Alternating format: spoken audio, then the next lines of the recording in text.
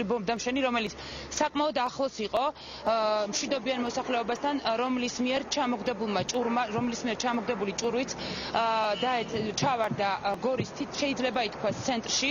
ეს არის საარტილერიო ბრიგადა, რომელიც მდებარეობს ქალაქ გორში. ის მდებარეობს მშვიდობიან მოსახლეობასთან ძალიან ახლოს და ასევე აღსანიშნავია ის ფაქტი, რომ მარჯვნივ არის ის ცენტრალური მაგისტრალი. ჭურვის ჩაგდებიდან აღსანიშნავია ის ფაქტი, რომ საბედნიეროდ ამ მომხდარს არ მოჰყოლია მსხვერპლი, თუმცა დღეს ყველა საუბრობდა იმაზე, რომ უკვე ბოლო დროს გახშირებულმა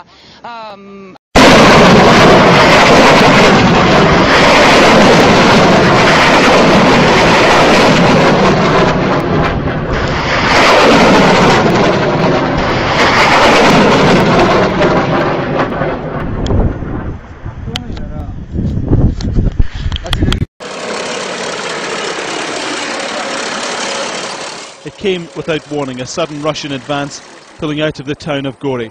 Travelling at steady speed, they were heading on the main road south towards the Georgian capital of Tbilisi. If this was an invasion, it was slow and lacked aggression.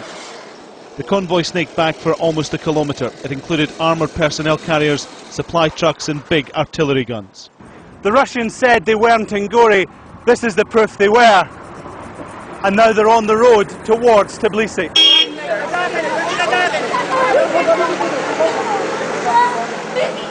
As word spread the Russians were coming, there was panic on the face of locals who piled into every available vehicle to take them away from the advance.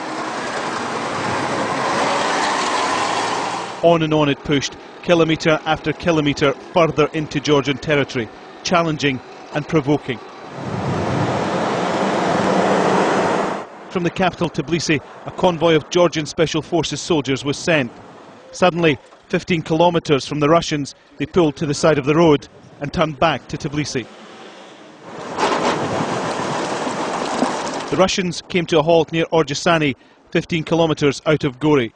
The vehicles turned off the main road south and set up camp in a field. We were told the commander was awaiting further instructions. The day in Gori started with rumours of an imminent Russian arrival. And then suddenly the Russians were on the move again, the long line of vehicles snaking from their positions, heading back to Gori and beyond. This was a clear show of strength from the Russians, a reminder who has the power and who doesn't.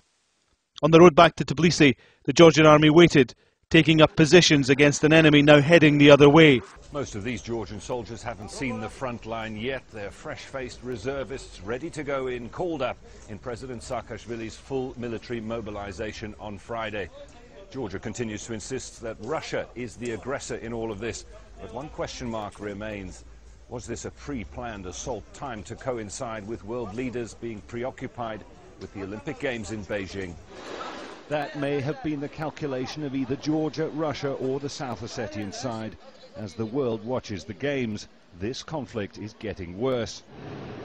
It's part of Russia's promised response to the deaths of what President Dmitry Medvedev called Russian compatriots, peacekeepers in South Ossetia and a civilian population there that Russia has effectively made its own.